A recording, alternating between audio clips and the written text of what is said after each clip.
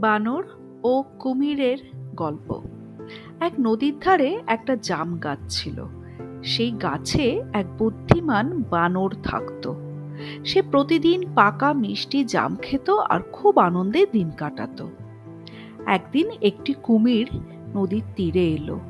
বানর কুমিরটিকে দেখে বলল, ভাই কুমির, এসো না, কিছু পাকা জাম খাও।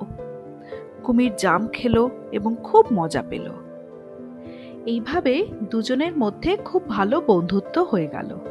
একদিন কুমির তার স্ত্রীকে কিছু জাম খেতে দিল। তার স্ত্রী বলল, আরে, এই জাম যদি এত মিষ্টি হয়, তাহলে যে বানর জাম খায় তার হৃদয় নিশ্চয়ই অনেক মিষ্টি। আমি সেই বানরের হৃদয় খেতে চাই। কুমির তো প্রথমে রাজি হচ্ছিল না, এ আবার কিরকম ধরনের কথা।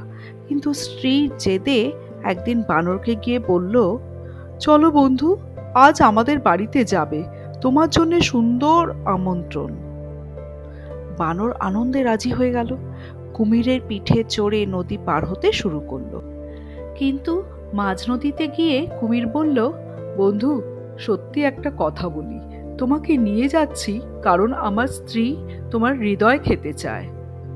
বানর তো চুপচাপ শুনলো, তারপর বলল, তাহলে তো খুব মুশকিল হয়েছে। আমি তো আমার হৃদয় গাছে রেখে এসেছি, যদি বলতে তাহলে আমি গাছ থেকে নিয়ে আসতাম। কুমির বলল, তাহলে ফিরে যাই, চলো, তুমি হৃদয় নিয়ে এসো গাছ থেকে। কুমির তাকে গাছে নামিয়ে দিল। তখন বানর গাছের ডালে উঠে হেসে বলল, বোকা কুমির, কেউ কি কখনো হৃদয় শরীর থেকে আলাদা করে রাখে? যাও, আর কোনোদিন বন্ধুকে ঠকাতে যেও না। কুমির তখন খুব লজ্জা পেল।